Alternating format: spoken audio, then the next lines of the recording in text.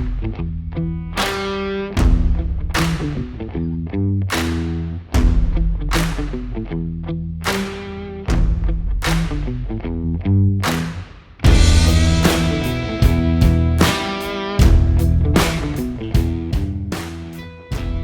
right, welcome back to the Design, Build, Hunt podcast, which is presented by Whitetail Partners. Today on the line with me, I've got Brenon from Whitetail Partners New York, Darren and Mike, two of his recent clients. Gentlemen, welcome to the show. Good morning. Thank you. Yeah, thank you guys for coming on, especially given the circumstances. Darren and Mike, you are both down in Florida right now as Hurricane Milton kind of shifts off to the easterly side, correct? Or is it gone or done? I haven't looked at the radar yet this morning. Yeah, I think it's done. I think the West Coast had his stapler, so he took it over there. Yeah. We didn't get it too bad. You know what? I'm seeing lights on behind you guys, and I see a roof and a wall still. So like we're in pretty good shape. Guys, but glad you guys could join us. Brenon, you have been blowing and going, man. You've been working hard. What's been going on in your world?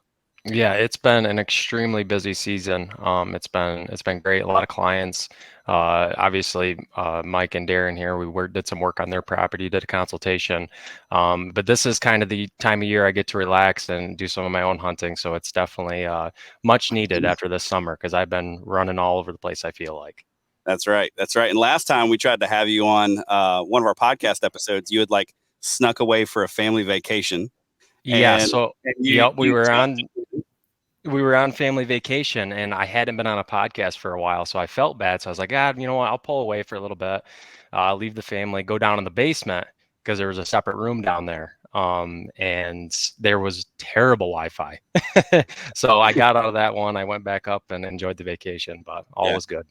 Good. Well, we were about to kick you out anyway. Even though your Wi-Fi was working, we were like, man, we are not worth your family vacation time. Like you go somewhere, enjoy the family. Don't break for us. But guys, wonderful timing on this podcast episode. Brenon had worked with you guys this past off season. You guys did a lot of work on the farm. And so we went ahead and scheduled it. Brenon said, hey, I got two guys that I think would be great for the podcast. They went through the whole process, and then in the span of time between when we scheduled the podcast and right now, one of you harvested a great buck on the property, which is incredible. So we want to get the story of that as well. But Darren or Mike, whichever one of you wants to kick this off, give me a quick introduction, I guess, to the property where you guys are hunting up in New York. I guess I can do that. It's 60 acres. We're right on the border of Prattsburgh or Pulteney. Prattsburgh is kind of the old downtown, and Pulteney is more of the town that borders Keuka Lake. It's filled with vineyards and beautiful homes, lots of stuff to do on the lake. Part of the Finger Lakes region, known for the wineries and breweries and stuff. And that has taken off even more since we've started going up there. But we were brought in by a real good friend, New York residents, to hunt when they opened Rifle back up about 10 or 12, probably 12 years ago or something. And my dad and I went up with a friend of ours and his dad. They own property just down the road. And for the first couple of years, we had shot a few does. I think the second or third year I shot an older, kind of on the back 9, 10 point. And, because I tagged out, I was able to hop in the truck with my buddy's dad and kind of take a survey of the rest of the property. I'd never even been over the hill to the lake. And that opened our eyes to like, wow, this could be something for the whole family, not just hunting. And after that, we just started finding other reasons to go, like turkey hunting or bow hunting. I wasn't even bow hunting back then. So that just took over. And we ended up finding a piece of property, literally, I think it's less than 2 miles down the road from our friend's property. So we just have continued to go back and forth and built it into something. And we were ready for help in the woods because it needed it. I don't think anyone had timbered that property, and Brenon would know better, but I would guess like 35, 40 years, it's just no one's touched it. So, wow. So a lot of work needed to be done. Darren, tell me a little bit about the lay of the land. Is this like a primarily big woods timber kind of location? Is there some ag in the area? What's that look like? There's definitely ag. There's corn and beans. I mean, I remember the first time I flew in, I didn't know there was corn and beans in New York.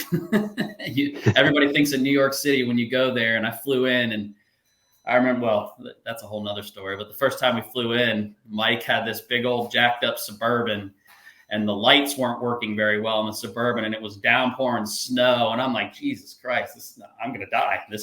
I'm going to die in Prattsburg, New York. Like, yeah. But yeah, they're not huge parcels. A lot of the 60 acre, 20 acre, 40 acre with some bigger ones mixed in there, a couple, I think we back up to a 300 acre piece. But it's not like the wide open ag, like you think maybe over closer to Bath, New York and places like that. Right. Okay. Excellent. And how long have you guys been on the property? Just trying to build some context here. Mike, I think you said it was 10 years. Is that right? Yes. We've owned it for 10. Owned it for 10. And then Darren, you've been going up since. Yeah. 2016. I've been providing, psychotherapist help and sweat equity for Mike really the entire time. Excellent. You know we what? Don't keep track though. Yeah, that's something we haven't covered yet. But when you start doing a lot of habitat work, a good psychotherapist could be a great investment for you and your family. You should try building a house too. Yeah, that's right. Yeah. Walk me through, I guess, those early years on this property. Mike, you mentioned something off air a moment ago that I really want you to hit on with trying to find kind of a home base for the place. But, what are some of maybe the results that you guys were getting, some of the work? What was your approach like there in those early years? The first time checking it out, we had hiked through the property, we did your typical haggle to make the purchase, and it all worked out fine. Another local farmer and mechanic in the area had owned quite a bit of property up there, and he had broken up that piece into a couple smaller pieces, but the crux of it was 60 acres, and he had it kind of like a huge front goldenrod hay, whatever in the front, and there was a hill in like the first 7 acres, and they had a pole barn with an enclosed bathroom, and it had a small slab there, like it was 20 by 24 foot pole barn, and the bathroom was just like 6 by 8.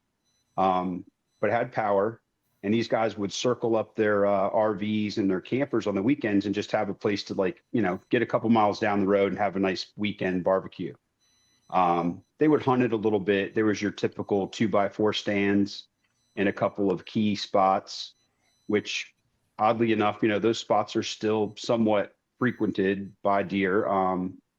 But that's kind of where it all started. We bought a camper used from somebody and towed it up there and put a deck on one side. And that's kind of what kicked us off. The funny thing was I was scared to death of going back up there and not having the slide outs operate from season to season. So my bright idea was to keep the slide outs out and support it and just leave the thing turnkey. Well, that worked for about 6 years. And then we started getting the leaks and we were already hard at trying to build a house, but the process there was one that, do you want to build, just like a wood cabin up on stilts? And everything turned into, if you did a single wide or this, you still had to have a slab. If you did the barn or the cabin, you're still going to have frozen pipes. So as you can imagine, we said, no, if we're going to do this, I want to take the hard work in the front end. And when we're finished, I want to have a house I don't have to constantly be a slave to. Right. So that took 3 years with, local contractors and help and people, not a full crew. We were jumping and doing a lot of the work with them, but it was quite a process. If I did it again, I would not do as much of the sweat equity, and I'd have every dollar in the bank account instead of paying as you go. Cause it was very stressful, very tough. And I'm just glad it's done. Right. It's been great. We're now renting the house out a little bit and able to enjoy it from many aspects. So it was worth it. Yeah, there you go.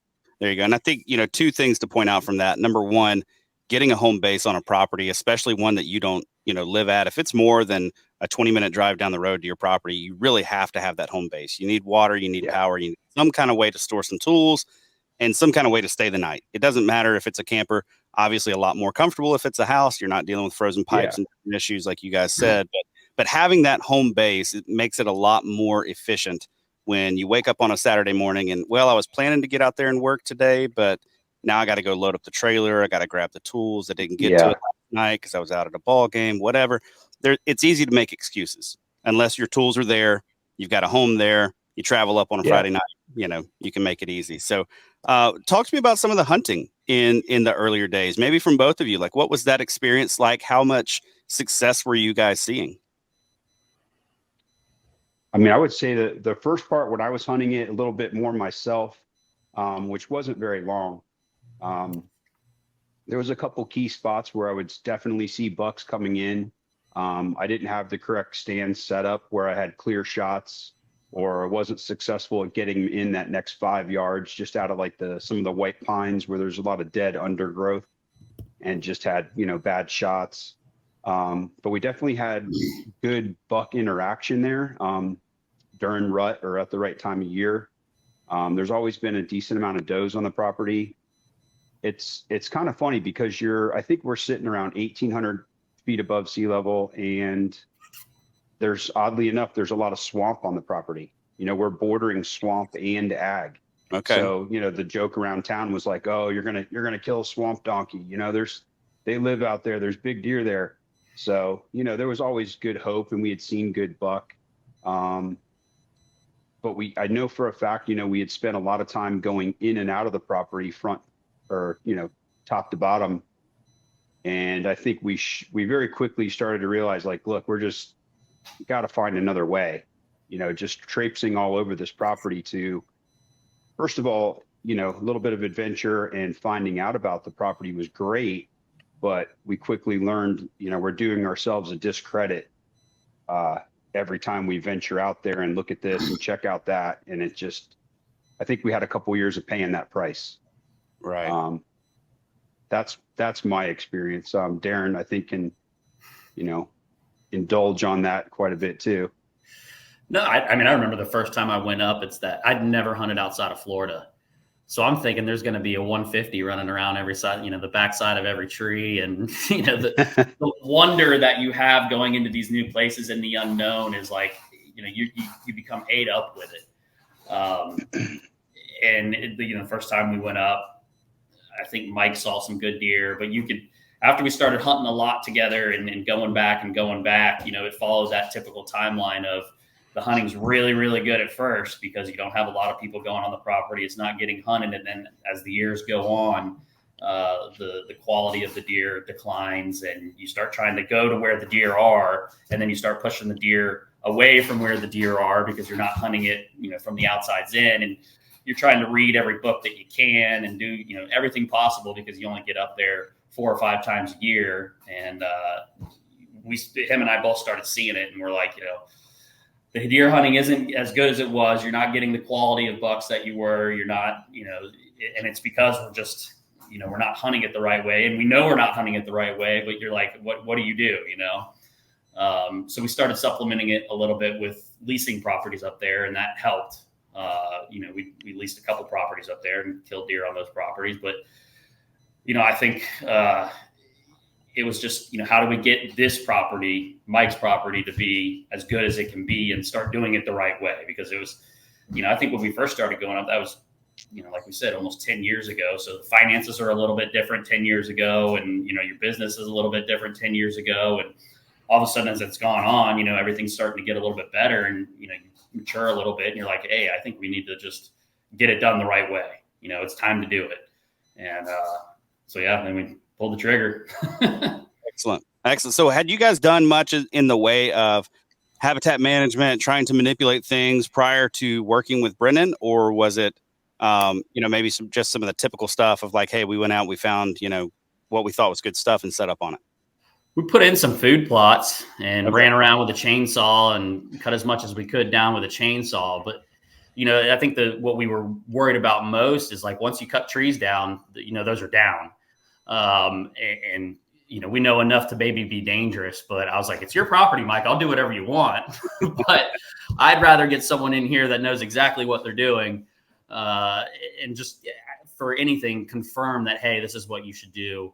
And this will make the property better, other than us saying, yeah, I think this will work. Right. And then that's kind of how up there. We had one other young guy that we met along the way, and kind of had the right idea, but he was very new to it. And I don't think we were in a position to really go that far with that individual, not for any negative reasons, just, again, the reluctancy to go all in and possibly cut the wrong trees or develop the wrong portion, and, that kind of thing. But I will say, I think the understanding that most people, I believe, go through is, like Darren was saying, figuring out how the right plan works for your property, because it looks different on every parcel. It just changes from one spot to the next. And you also quickly realize, like, yeah, I'm sure we could find, the perfect spot where that perfect buck will go time and time again. But unfortunately, you're going to be traipsing across all kinds of property lines, and you could just, if there were no borders, I mean, you could be one hell of a hunter. But having to get it done inside the confines of 60 acres, whether you like it or not, that's the challenge. And that's I'm glad Darren's been a huge support of knowledge and the hunting game, and deserves all the respect for finding Brenon and hooking it up, because I just I'm the guy that can't sit still. Give me something to do while you figure it out and tell me what the next step is, and then I'm jumping in head first. But he's put the time in and got us some good results. So with Brennon's help, we crushed it. I mean, couldn't be happier. That's awesome. That's awesome. So how did you guys get hooked up with Brenon? Whoever your advertised guy is for Instagram, somehow I came across, I believe it was the main site on Insta, not the main site, but the main page on Instagram. Went from there and saw that you had a New York person. And I'm like, man, I was like, hey, Mike, I found someone that does New York. And really this, if we want to take a step back, it goes to Mike and I hunted. We were lucky enough to go to Kansas last year, and I leased a property over in Kansas. So we always trying to, equal each other out. I mean, I'm never going to equal a beautiful house with heated floors, but I always try and, do my little part to supplement whatever I can with Mike. And so last year I leased property over in Kansas, and we were able to actually shoot the buck.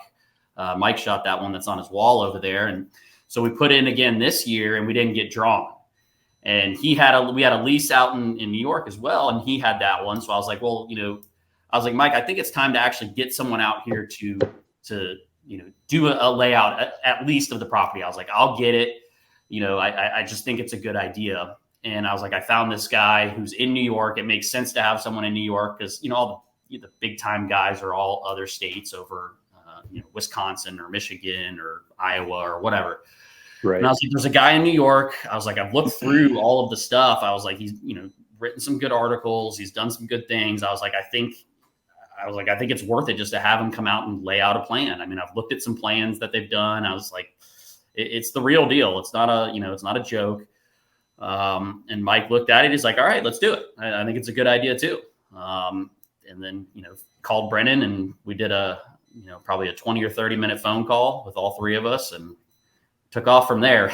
It accelerated very quickly. I mean, when Mike gets on something or a project, or it's going to be done, it's going to be done the right way, and it's going to happen very quickly. Nice. So Brenon, when did they reach out to you? Do you remember when you guys started having the conversation? And I want to get a sense of that timeline here, just because it very quickly went from initial reach out to like, we've got a buck on the ground. So like that's really quickly. So when did they remember? Yeah, it must have been like the end of June, guys, right? Somewhere right around there. I think so. Yeah. So it was definitely late. Okay. Yeah, very not the traditional style to reach out to a consultant, but like they were saying, when they get on something, it's go time. So it was, again, not the traditional way. I went out and looked at the property myself. I gathered all the information I could from them over the phone, just like we would do for a virtual visit. But then I actually went out to the property myself. came up with that management plan, drew the map. And then from there, they liked what they saw and they wanted to get the ball rolling. Initially started with, let's do this whole thing. Let's just get it done and let's go after it. But obviously it's a fairly big investment. So we started to tone back, and I said, guys, if we're going to do something this year, let's focus on the priorities, which for these guys, it was getting in some food sources to start to direct that movement, and possibly do some bedding areas. So it all happened very fast. And I think when did I come out to the property? Was it August? I think it was the end of August. Well, yeah, I think we talked several times in June or July, like you said. And then there were some conversations that I was having with Mike, and he's like, why don't we just, let's get him out there. Let's do it. And got you out there, got the plan set out. And it wasn't, when Mike and I were first talking, it wasn't like, hey, we're going to do it all this year. It was, let's just get the plan, do what we can ourselves this year, and then see where we're at next year. Cause you had just started renting the property, just started getting it finalized. It's been 6 or 8 months for that. And he's like, then we had you go out there, and I think you did it. And got the plan back, went over the plan, and Mike calls me back after I think we got off the phone with you and you explained everything and looked at everything. And he's like, why don't we just do the work? And I'm like, holy shit. Okay. If you want to, man. He's like, well, let's call Greg, who's Mike's partner, who's probably the best partner you could ever have in your entire life. It's just that they have an amazing relationship, but he's like, let's call him. Let's see what we can do. And we had literally, I think this took place over 3 days, and we called Brenon back, and Mike and I talked, and Mike and Greg talked, and we're like, hey, give us a cost of what it's going to do the property. We want to know. And like I said, once Mike gets on it, it's, there's nothing stopping him. And there's a goal, and it's got to be finished, and it's going to happen quick. And it kind of started. He's like, what do you think it's going to do to the hunting? I'm like, well, at this point, what does it matter? I was like, it's long-term investment of, hey, do we want to go hunt this year, or do we want to, be able to hunt the next 5 or 10 years and have it be quality hunting and good hunting? It's right. Get done what we can for this year and then go from there. And, and to back up, we lost our lease in New York. So really we were stuck out in one property now. Okay. And we have some other places to hunt too, but it was like, shit, let's just do it. It is what it is. It can't hurt it. It can only get better, Right. Yeah. We finished the first thing we did when we started going up there was finish that pole barn, was tin it out and finish the floor, put a roll up door in the back. So like you had said, we had like a base for the tools and the 4-wheeler. And I bought an old Suburban. So we had a truck we could leave up there. That turned out to be pretty fun. But, long story short, 3 years, almost to the month, we finished the house in April and went back to turkey hunt, and the house started renting. I was stressed out if the house was going to start renting. That wasn't part of the game plan in the beginning, but it was like, hey, you got this place. Everything runs better when you let it run. So get some people in here, let them enjoy it, not for the purpose of hunting, but just all the other attractions. Right. So we went from finishing a house to getting it rented, turkey hunting, and then starting to talk with Brenon. And like Darren said, we lost that other lease. And you start adding it up. It's like, well, we're not going to put the money back on the lease. We're already going to rent equipment to do what we thought we were going to do from the beginning. So it was kind of just a matter of like, all right, yeah, there's an expense here. It's not nothing, but it's guided. We have a plan. Point me in the right direction. We can do this much of it. Brenon, come take a look, see if we're tearing something up that we're not supposed to. But otherwise, we're going to keep going at it. So I hired another friend of mine to come up with Darren and I. So there was 3 of us, and then Brenon and his father, and we went at it for a week with a dozer, a skid steer, and a excavator, and all the chainsaws we could find. Wow, man! Literally it was from 7 in the morning until about 6 at night for a week. Yeah. Holy no beer drinking whatsoever. 0. We were in bed by 8:30. There you go. That's the way you got to do it. Yeah, it was good. We got a lot done. I was super impressed. Nice. Nice. Brennan, I'm curious, when you first went out to the property, there's every property is different, right? Every property has different goals, different priorities, but it also presents you with different features, I guess, when you get there. What are some of those things that jumped out to you when you first set foot on the property, of maybe some things that you thought, wow, this is a real strength that we need to draw out, or, hey, this is a real challenge that we need to try to mitigate as much as possible? Yeah, so the first thing that I saw that was a huge strength was the amount of diversity that it has.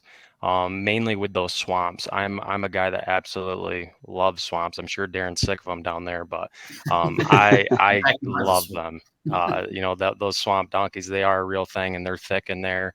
So I already had a tremendous amount of edge and pinch points, but it was, how can we make it just a little bit more efficient? As far as downsides, mainly because this wasn't a traditional consultation. I didn't know exactly, where all those access points were, and getting to the backside of the property was going to be a huge challenge in my opinion. But they had, some permission to get on the backside there, which helped out tremendously, and it's going to help out tremendously in the future. So I would say that was really the main weakness. And then obviously not having those destination food sources. They had one small plot in the front of the property, but other than that, it was, just a set of woods with a lot of acorns. But there was really no defined movement on the property, and that was going to be the biggest challenge. Right. And so what did you do to address, those challenges, I guess, one with access? I guess we kind of heard that with, getting permission from the neighbors to access from a different direction. But when it comes to, providing destination food, like how did that differ, I guess, from the one small plot up in the front? Like, what changed? So yeah, it was just really maximizing the amount of food. So it's going to be going in there and clearing out new food sources. And with this property in particular, because of the way it's shaped and because it's only 60 acres, with that small of a parcel, what I really generally like to do, again, every property is different, but I really like to pack in that food towards the front of the property, which in this case is right near their home. So the biggest thing was going to be screening those food sources, make a mature buck feel comfortable in them, pack as much of that high quality forage as we can towards the front. And then in future years, we haven't accomplished this yet, but in future years, we can build those bedding areas towards the back of the property where we can, hold those mature bucks. Right. Right. So guys, I want to ask you this.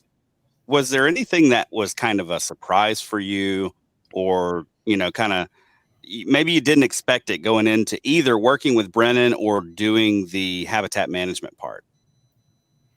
How many trees actually got taken out? Mm.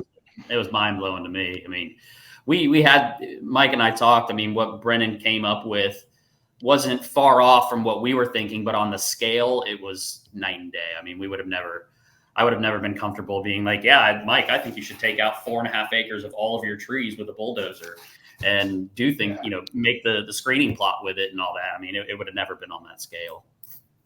I think the first glimpse we had was the first food plot we put in was in the front of the property, and it's kind of nestled in on the west front side of the property. We've got like about a 6-acre, cut grass, goldenrod driveway up to the house. So we've already kind of encroached on the property with the location of the home. We did that based upon where the barn was.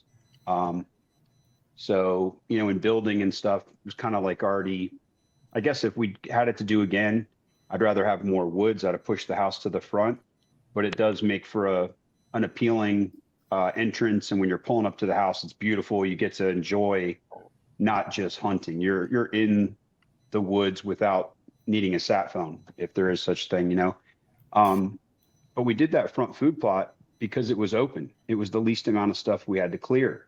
And Right. It was kind of tucked in off to the side. And you kind of like, almost like that hiding in plain sight mentality. You go up the driveway and it's like, who would have thought there's a food plot over there? You don't see it unless you drove over there. And for a while there, it was half the size. So the first year we ever rented equipment, I think was kind of like right around the COVID time. We had a little bit more time we could get away. Businesses were shut down in some respects. So first time I ever rented a dozer, ran a dozer, and we just knocked over a whole pile of locust trees and piled them up on the sides and made perimeters out of it, kind of like what we had seen Brenon do with much more skill. But it opened our eyes to utilizing those trees for a perimeter, giving it an edge, giving them some comfort and some security while they're in that food plot. And it doubled the size. And it just, that really got my wheels turning. Like, you can do this, who cares if it's a perfect place to learn how to run equipment. Because if you hit this tree or that tree, it's not the end of the world. Right. That really got me going. But to see what Brenon was able to, lead us or do, was incredible. I mean, just having the support and the knowledge behind, like, yeah, just go, man. You guys are doing good. Keep going. That support was incredible. Yeah. Because it made us feel like, hey, we are getting something done. We'd go out there with a 4-wheeler and a trailer with all these tools before, and we'd get a couple trees down, and we're like, wow, we haven't even put a dent in this. This is huge. We're not getting anywhere. so Remember the first time we started cutting trees down, I'm like, Mike, I think we got to clear all these maple trees. He's like, what are you talking about? I'm not clearing all these damn maple trees. What if I need maple syrup in 10 years? I'm like, man, I don't know, but I think you need to cut them. Starting a second business. Yeah. That's a funny point that I'd like to touch on. Is it's a classic thing I see when I go walk properties of people that have done the research like you guys have done for yourself. They have this big plan to go out there and change the woods, but at the end of the day, it's lacking just a little bit of confidence. Like, yes, this is exactly what we should be doing. So, as I was walking the property, I could see, a few hinge cut trees over here, a few over there, but it wasn't to the magnitude. They were doing the right things, but it just was not to the magnitude that it needed to be to really have a tremendous impact. So just having, I guess, my support and say, you know what, guys, you guys are doing the right thing, but let's kick this up a notch, and you need just to do more of that. So they did, and actually, I'll point on this as well. Mike and Darren and Jeremy was there that week. Whenever a client says they want to, work with us, help us out, I do encourage that, but always in the back of my head, it's like, it's sometimes it does slow you down a little bit, but these guys, what a tremendous freaking job they did. So, me and my dad worked on the food plots, cleared them, and I got them directed in bedding areas. And, after I was done on the dozer for the day, I walked out and I was like, do you guys want to come work for me? This is tremendous. The walls that they built were flawless. It was an incredible job. That's awesome. Yeah, it is always a fun thing. Getting to work with a client, like you said, there can be, you may need to temper expectations, right? But I think from a client's perspective, getting to say, hey, I tell you what, we're going to teach you how to do this. Like, you don't have to call me the next time you need a bedding area cut in. I'm going to teach you how to do this step. I think that's absolutely huge and invaluable information for a client to have. But guys, I'm curious, how did the deer begin to respond? I mean, you were doing this work not very long ago, right? We're sitting here, what is today, October 10th or something like that? October 10th.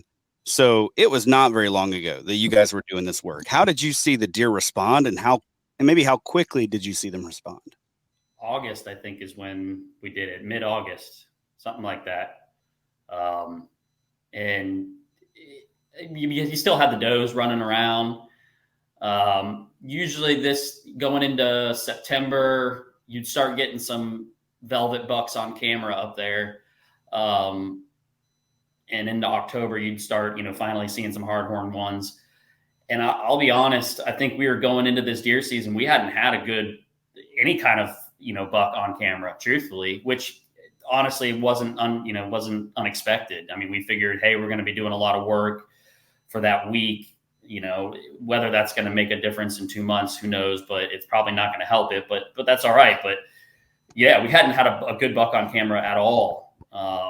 Leading up to October 1, haven't actually even, to really go to the story, it's until the morning that we were flying up there to go hunt on October 4th, we had not had a good buck on camera. Well, maybe one, but, had not at all. Right. Yeah. I think the biggest thing I noticed was, I think we finished like the first week of September, because didn't it go into Labor Day by the time we left that trip from working on the property? I thought it was. I thought we had gone that last week of August. Yeah, something like that. But either way, it just shows you how short of a timeline. But what I noticed was the doe population.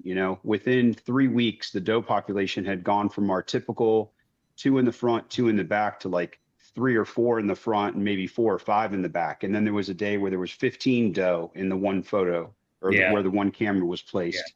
Yeah. And I'm like, you know what, man, maybe, camera placement changed, but I'm going to go on the positive side and say that we've already made a difference. We've already seen daylight that photos doe count go up.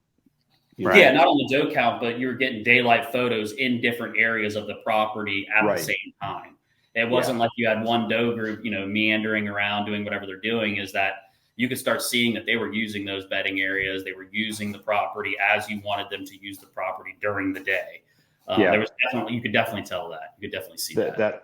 The size relativity too was a huge change for me, because like when you've gone through building a house, there's stages in the project where it looks really small and you're like, God, I wish I'd have done this bigger. This room's going to be a joke. You're not going to be able to, turn around and tie your shoes at the end of a bed. And, then you get it built and then it looks bigger and it just goes back and forth, expanding, contracting. And what's so funny now, just on the house, you look at the outside of the house, and you're like, yeah, it's a cute little house. It's not that big. And then you get inside and realize the spaces, and it's looks huge inside. And that's how I felt with the plots. We knew we were limited, and you had become used to, all right, I can, flare up on the 4-wheeler and get to the back of the property in 3 seconds. And now you're passing that same area, but it just, you take a look to the right or the left and you're like, my God, how did we make the property bigger? Yeah. I swear it's like someone injected 20 more acres, Yeah. And that was a huge surprise to me. Yeah.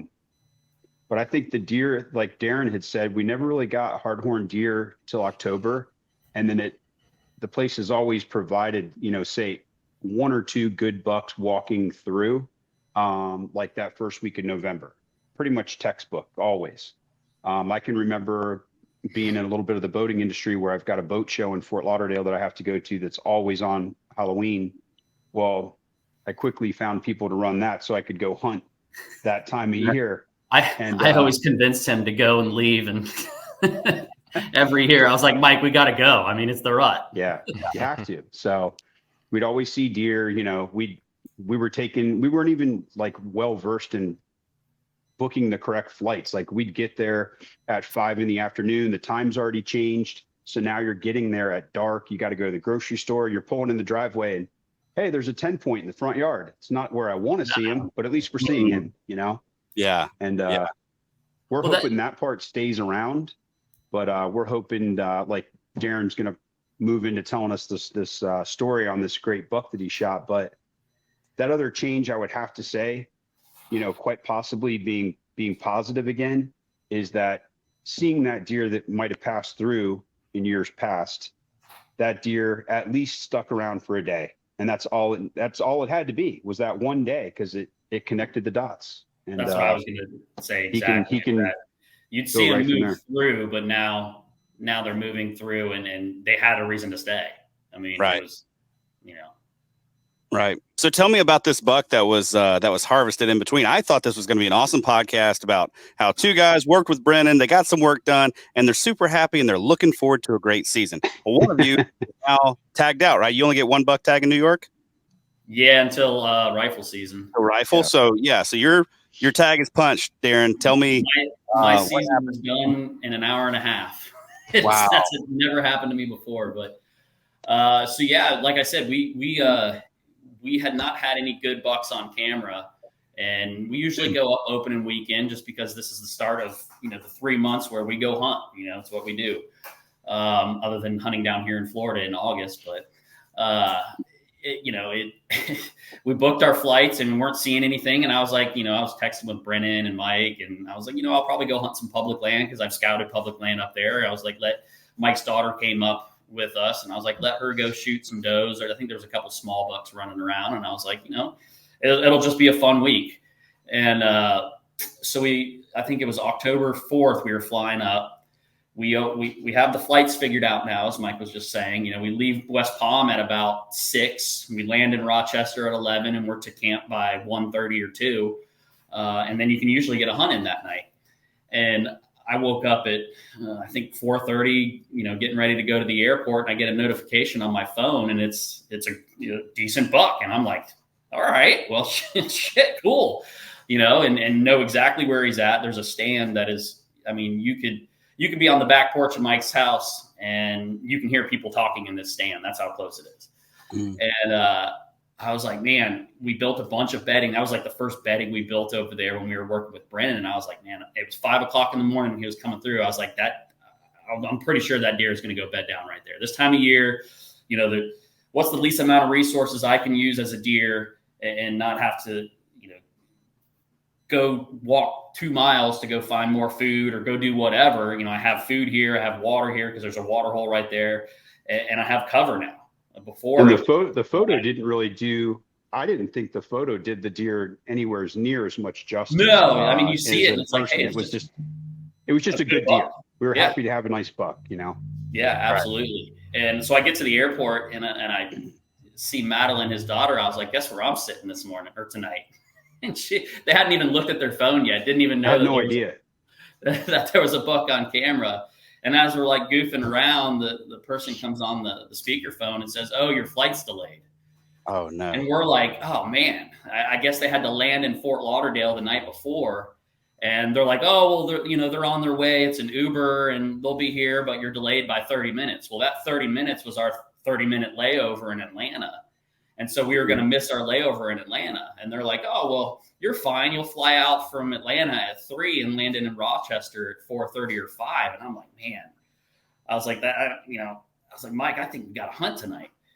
And so Mike gets on the phone and he starts changing flights around, and he changes all of our flights to land into Buffalo, which gave us an extra hour and a half. I moved the rental car over to Buffalo, and we get it set, and we're like, man, I really hope our bags get there. Because, with an airline and all the confusion of just changing everything, I'm like, there's no way our bags are going to get there.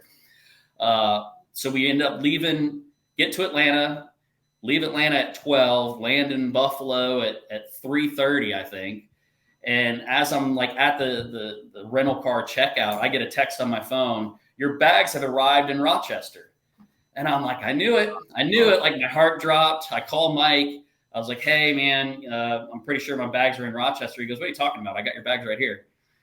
I'm like, "Oh, okay. All right. Well, I feel a little bit better now." I was like, I literally just got a text from Delta telling me all my stuff, my bow, we got to pack everything to go up there, everything.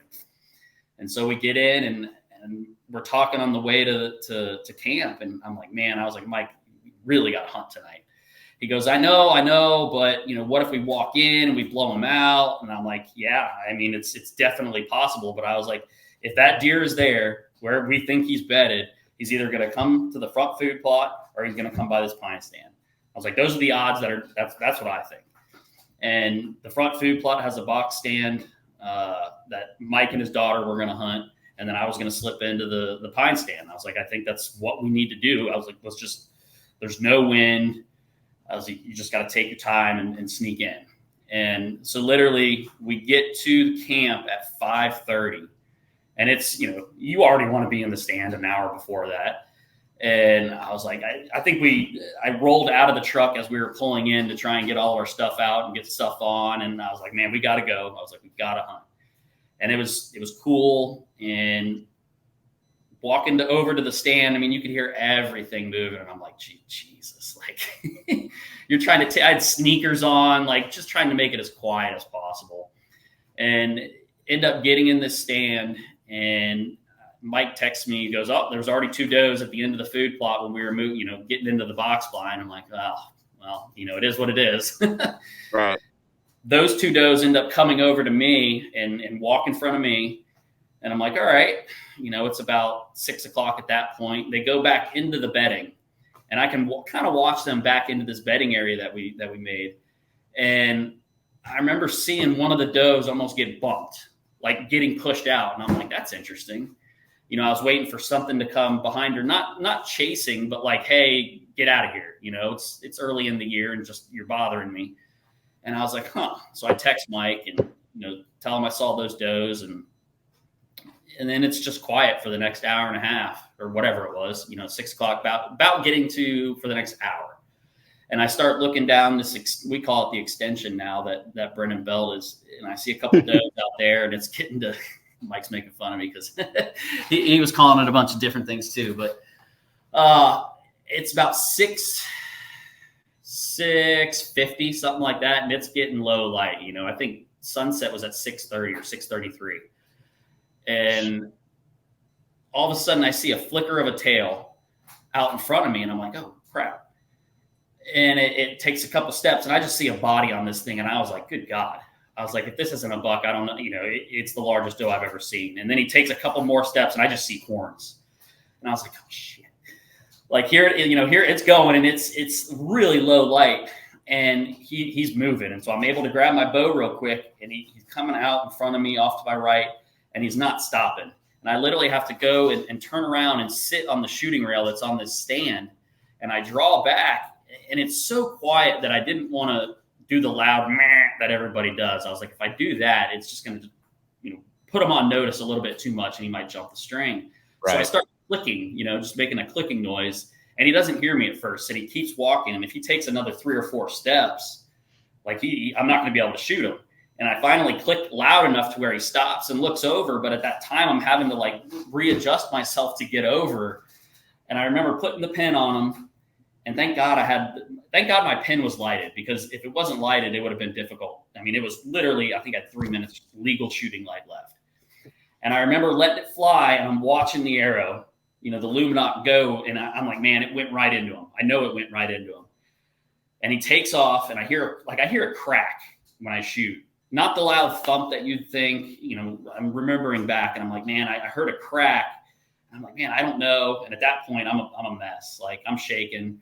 I'm about to puke. I put my bow back. I get my rangefinder out. I'm ranging. Like, how far really was it? Like, I was like, I have no idea. And Mike had just texted me before this. He's like, where's he at? And after I ranged it, I'm like, all right, it's like 28 yards, and I had or 30 yards, and I had a 25-yard pin on. I'm like, I think I'm good, but I think it was high, but I don't know. Maybe it was high. Maybe it wasn't high. Oh yeah. All those things are going through my head. I text him back. I was like, I think I just shot him. And he goes, good deal. No way. Yeah, that's awesome. And I was like, I just need to get down and go back to camp. Didn't even go over and look. Like, I literally got down and walked the 50 yards that you had to go to get back to camp. And then I'm like pacing. I'm like, Mike, I don't know. Like, and to kind of back up, the past 2 years, I haven't killed a buck. I missed 2 years ago in New York on a nice deer. I literally shaved hair off his back. And then last year in Kansas, I didn't see a limb at last light, and it deflected. And so past 2 years, I haven't killed a deer. So every possible thing that could go wrong is going through my head. And I was like, Mike's like, all right, calm down.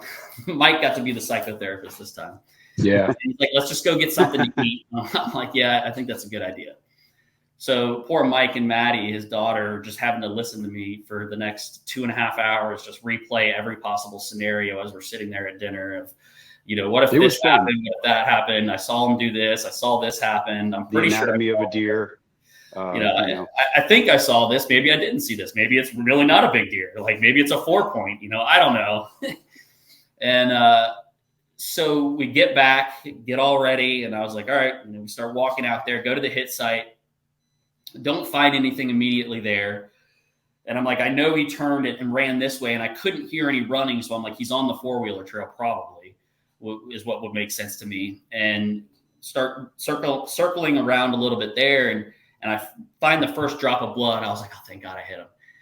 And then find the arrow right next to it. And when I pick up the arrow, it looks like I got about 12 or 14 inches of penetration, but there's fat on the end of the arrow. Mm-hmm. I didn't get a pass through, but like at that back end, there's fat. And I'm like, man, I back hit him. I was like, I knew I hit him high, but I was really worried. I was like, I think I hit no man's land. But then I started looking at the arrow, and the broadhead's bent. I'm like, well, that means I had to have hit bone at the same time. It's not going to bend going, that no man's land. And so we start following blood, and it's literally just drops. I mean, not much at all, just drops. And we start following it for about 100 yards. And we get to a point where it kind of starts petering out. And it's about 10:30 at this time. And I'm like, Mike, I was like, we got to get a dog. I was like, there's no point in us to continue doing this. If we can get a dog in here, I mean, it's going to save us time, one, but it's, Yeah. And if he'd have gone, at that point where it started to get diminished, if he'd have gone to the right, we were pushing the issue of him going into swamp. Yeah. Where it was going to be real wet, vertical blades of grass, twice as hard to find that blood unless it was rubbing up alongside of him, which again was back to that theory, like, well, how high did you hit him? Yeah. If you got him in the lungs, we didn't chase him. For once we stayed out of the woods. We didn't push. We gave it a solid 2.5 hours before we even looked. And, having not done that, we weren't driving that pump house. We weren't pushing that blood. So in theory, the only thing that might have changed is if we had pushed him, he might have bled out quicker and showed us more sign. But yeah, Darren was right. We had to get a dog. And I was like, definitely rolling my eyes like, oh my God, I hope this pays off. I hope this works out. I'm so scared for his psyche and just, starting off the week of walking all over the property. Yeah. Just blowing the whole thing out for 5 days. So just all that stuff's going through our head. But And I was a mess that whole night. Like, called 2 guys that night. Nobody answered. Brenon got to play along with this because I'm calling him and I'm like, I don't, what do you think? Look at the arrow. Like, do you know any guys up here that do, that track? And I called 2 guys. They didn't answer. Granted, it was 10:30 at night, so I wasn't expecting it. But so the next morning we get up and Brenon had sent me another website, the United Trackers, I think was the name of it, something like that. And I call a guy off there. And he's like, yeah, I'm actually right down the road doing another track. I'll be there after that. And I'm like, great, perfect. It's like 9 o'clock at that point. Still haven't gone back out there. We're just waiting for him. And so he finally gets there and we're just BSing. I'm talking to him and I give him the arrow and I know, cause we have a lot of trackers down here in Florida too. It's like it's a big thing, but I know New York's a little bit different. You got to be licensed. You got to do a whole bunch of stuff. So I know that these guys, pretty much can tell you one way or another based on your description and the arrow, whether or not it's a lethal hit.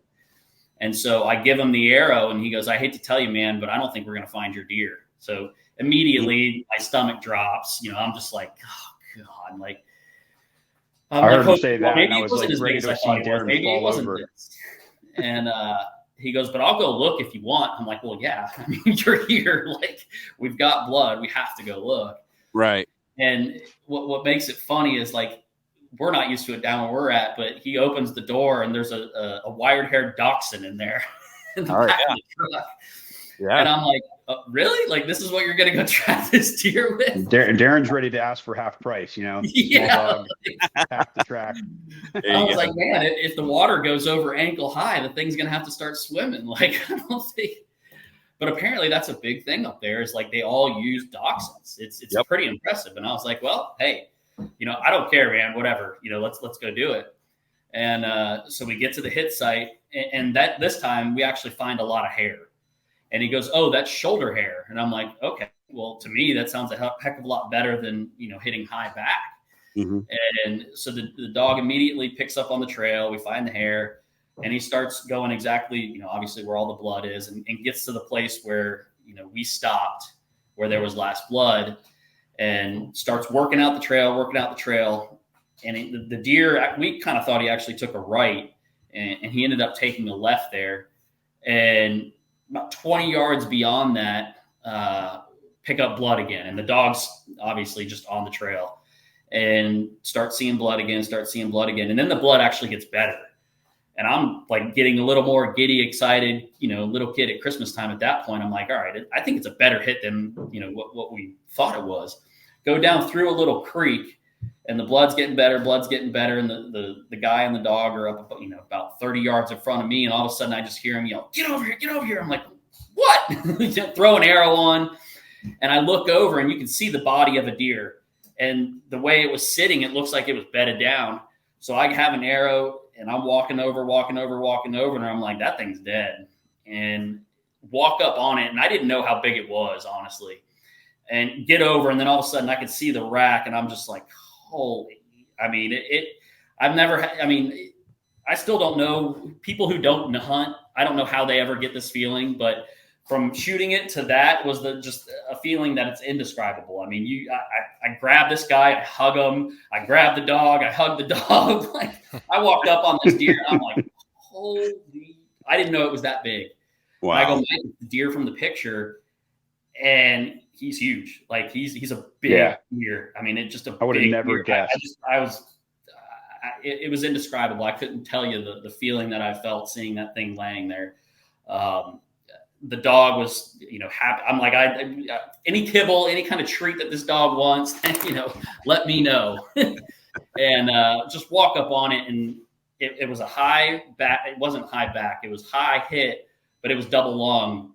And around that area, within the last 10 yards, is where he bled out. I mean, it just took time to build up inside of him. Yep. And so what we were seeing on the track was it literally coming out the nose, not the actual hit.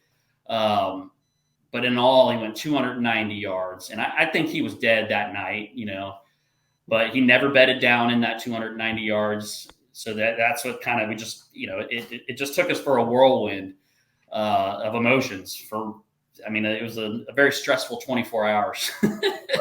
Right. But walked up on him, he was dead. And just the mass on that thing was just unbelievable to me. It's the biggest deer I've ever shot. And it ended up being a 156-inch gross buck. And we actually, going back, we had him on camera last year, September 28th, and you could see he's got a crab claw, a distinct crab claw. And then another buddy of ours on the property behind us, he sent us a picture from last year, and he had blown up. I honestly think he gained somewhere between 30 and 40 inches. Wow. Okay. I mean, just unbelievable. He was a 3-year-old last year, I think, and this year is a 4-year-old. Wow. But he was bedded. I think he was bedded within 50 yards of where I was. Kidding. I'm pretty sure. I mean, those bucks like that, they don't get up until literally, 10 minutes before legal shooting light. And the way he did it and where it was and just seeing those does the way they acted before, I'm almost positive he was in that bedding area. I mean, probably 50 yards from us. Right, man. So, well, congratulations, Brenon. I want to hear just real quick tell me about the design of that spot. I mean, it sounds really cool. One of the things I love for my clients to have is like the easy spot. And I always tell them, hey, if you get here on a Friday afternoon, you pull in after work. Like, I want you to be able to go have a sit, like go blow off steam, go get that easy sit just in the back. And it's not uncommon for that to be one of the better spots. It's like, I don't know what it is, but it's just, there's a lot of success there. Could be the number of times it gets hunted. But tell me about the design of this particular location. Yeah, absolutely. So again, the way this property is set up, if you can imagine this, it would be the southeast corner of it is kind of taken up by their house and their lawn and some overgrown pasture. But when I was going ahead and designing this food source, it's really only 2 separate food sources that they have on this property, but it feels like 5 or 6 just the way it's set up because they are long linear food sources. They might be 5-10 yards wide at the most, which there is some tactics we do to get enough sunlight in a food plot like that, that you're actually going to be able to produce some sort of crop. But so that food source kind of runs parallel to the shape of their lawn, and it's only 10 or 20 yards in the woods. It's not a tremendous distance into the woods. So providing that screening in between that food source and the lawn was going to be a huge benefit to actually have that daylight buck movement on a food source so close to the house. I mean, Darren's not joking. You can literally probably wave to this tree stand if you're standing on their back deck. It's right there. So no intrusion on the woodlot whatsoever. It's a great spot, and they have multiple locations like this because of the design of that food source. And obviously, that bedding area being directly adjacent to that food source is a huge help. Without that bedding area there, that buck's coming from potentially 150, 200 yards away. Maybe he's bedded back in the swamp. You're not going to see that buck during daylight hours. So providing that high quality bedding area directly adjacent is obviously was a huge factor in Darren getting that buck. That's awesome. Well, way to go, guys. Congratulations. Way to put in the work.